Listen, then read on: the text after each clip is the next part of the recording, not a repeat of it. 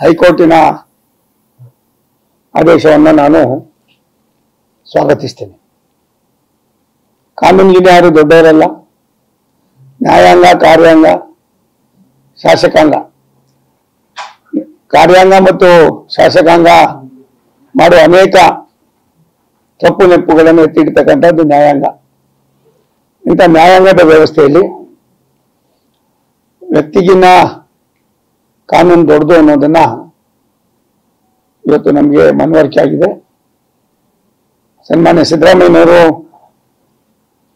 ನಾನು ಕೂಡ ಹತ್ತಿರದಲ್ಲಿ ನೋಡಿದ್ದೇನೆ. ಅವರು ಕೂಡ ಅವ್ರ ಜೊತೆ ನಾವು ಕೂಡ ಮಂತ್ರಿಯಾಗಿ ಕೆಲಸನೂ ಕೂಡ ಸನ್ಮಾನ್ಯ ಜೆ ಎಚ್ ಪಟೇಲ್ ಸರ್ಕಾರದಲ್ಲಿ ಮಾಡಿದ್ದೇವೆ. ಒಂದೊಂದು ಸಾರಿ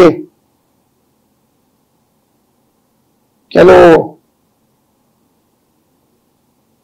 ಹಿತಾಸಕ್ತಿನೋ ಇಲ್ಲ ಬೇರೆ ರೂಪದಲ್ಲೋ ಆಗಿರ್ತಕ್ಕಂಥ ಈ ತಪ್ಪು ಅಕ್ಷಮ ಅಪರಾಧ ಆಗಿದೆ. ದಯಮಾಡಿ ಅವರು ಬೇರೆಯವ್ರ ಬಗ್ಗೆ ಬೇರೆಯವ್ರಿಗೆ ಮಾತಾಡಿರ್ತಕ್ಕಂಥ ಅನೇಕ ಉದಾಹರಣೆಗಳನ್ನ ನಾನು ಇಲ್ಲಿ ಉಲ್ಲೇಖ ಮಾಡಕ್ಕೆ ಹೋಗೋದಿಲ್ಲ. ಸಿದ್ದರಾಮಯ್ಯನವ್ರನ್ನ ತುಂಬಾ ಹತ್ತಿರದಿಂದ ನಾನು ಕೂಡ ಬಲವನಾಗಿದ್ದೇನೆ.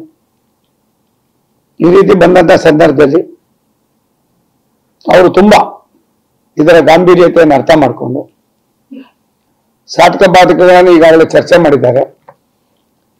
ಬೇರೆಯವರಾಗೆ ಯಾವುದೋ ಒಂದು ಇದಕ್ಕೆ ಇದಾಗಿ ಅದಾಗೋದಕ್ಕಿಂತ ಇಲ್ಲಿವರೆಗೂ ಅವ್ರಿಗೆ ಏನೋ ಒಂದು ರೆಪ್ಯುಟೇಷನ್ ಇತ್ತು ಕರ್ನಾಟಕ ರಾಜ್ಯದಲ್ಲಿ. ತಪ್ಪು ಮಾಡೋದು ಮನುಷ್ಯನಿಗೆ ಸಹಜ, ಅದು ತಿದ್ದುಕೊಳ್ಳೋದಕ್ಕೆ ಅವಕಾಶ ಇದೆ. ಏನಾಗಿದೆ ಕರ್ನಾಟಕ ಹೈಕೋರ್ಟ್ ಅದನ್ನ ಏನ್ ಬಂದಿದೆ ತಪ್ಪನ್ನ ಅವರು ಅದನ್ನು ಎನ್ಕ್ವೈರಿ ಮಾಡೋದಕ್ಕೆ ಮಾತ್ರ ಆದೇಶ ಮಾಡಿದ್ದಾರೆ. ಯಡಿಯೂರಪ್ಪನವ್ರ ಕೇಸ್ದಾಗೆ ಪ್ರಾಸಿಕ್ಯೂಷನ್ ಏನವರು ಆದೇಶ ಮಾಡಿಲ್ಲ. ಆಗಿರೋದ್ರಿಂದ ತಾವು ದಯವಿಟ್ಟು ಏನಿವತ್ತು ಉಚ್ಚ ನ್ಯಾಯಾಲಯದ ಆದೇಶವನ್ನ ತಾವು ಗೌರವಿಸಿ ತಕ್ಷಣ ತಾವು ರಾಜೀನಾಮೆ ಕೊಟ್ಟು ಎನ್ಕ್ವೈರಿ ಆಗಿ ತಾವು ತಪ್ಪಿತಸ್ಥರಲ್ಲ ಅಂತ ಬಂದ್ಮೇಲೆ ಮತ್ತೆ ತಾವು ಮುಖ್ಯಮಂತ್ರಿ ಆಗೋದಕ್ಕೆ ನಮ್ದೇನ ತಗರಾಗಿಲ್ಲ. ಇದನ್ನ ತಾವು ಮಾಡ್ತೀರಾ ಅನ್ನೋ ಒಂದು ನಿರೀಕ್ಷೆಯಲ್ಲಿ ವೈಯಕ್ತಿಕವಾಗಿ ನಿಮ್ಮ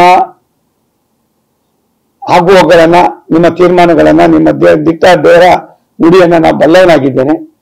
ಇದೆಲ್ಲವೂ ಕೂಡ ಇರ್ತಕ್ಕಂಥ ಸಿದ್ದರಾಮಯ್ಯನವರು ಯಾವುದೋ ಒಂದು ಇದಕ್ಕೆ ಅಂಟ್ಕೊಳ್ಳದೆ ರಾಜೀನಾಮೆ ಕೊಟ್ಟು ಅವರ ರಾಜಕೀಯ ಬೆಳವಣಿಗೆಯಲ್ಲಿ ಇದೊಂದು ಕಪ್ಪು ಚುಕ್ಕಿ ಅಂತ ಅವರು ತಿಳ್ಕೊಳ್ಳಿ, ಮತ್ತೊಂದಾರು ತಿಳ್ಕೊಳ್ಳಿ. ಅವರು ಸ್ಥಾನಕ್ಕೆ ತಮ್ಮ ಸ್ಥಾನಕ್ಕೆ ಯಾರ ಮಾತು ಕೇಳ್ದಿರ ತಾವು ರಾಜೀನಾಮೆ ಕೊಟ್ಟು ಮತ್ತೆ ಎನ್ಕ್ವೈರಿ ಮುಗಿದ್ಮೇಲೆ ತಾವು ಸಭ್ಯರು ಏನು ತಪ್ಪು ಮಾಡಿಲ್ಲ ಅನ್ನೋದಾದ್ರೆ ಮತ್ತೆ ನೀವೇ ಮುಖ್ಯಮಂತ್ರಿ ಆಗಿ ನಮ್ದೇನ್ ತಗರಲಿಲ್ಲ. ಇವತ್ತಿನ ಪರಿಸ್ಥಿತಿಯಲ್ಲಿ ನ್ಯಾಯಾಂಗದ ಒಂದು ಆದೇಶ ಏನಿದೆ ಈ ಆದೇಶನ ಗೌರವಿಸಬೇಕು ಅಂತ ನಾನು ಒತ್ತಾಯ ಮಾಡ್ತೀನಿ. ಒಂದು ಯಾರು ಎಷ್ಟೇ ದೊಡ್ಡವರಾದ್ರೂ ಕೂಡ ನ್ಯಾಯಾಂಗದ ಮುಂದೆ ಯಾರೂ ದೊಡ್ಡವರಲ್ಲ, ನ್ಯಾಯಾಂಗವೇ ದೊಡ್ಡದು, ನ್ಯಾಯನೇ ದೊಡ್ಡದು ಅನ್ನೋದನ್ನ ಈ ಒಂದು ತೀರ್ಪಿನಿಂದ ನಮಗೆ ಮನವರಿಕೆ ಆಗಿದೆ.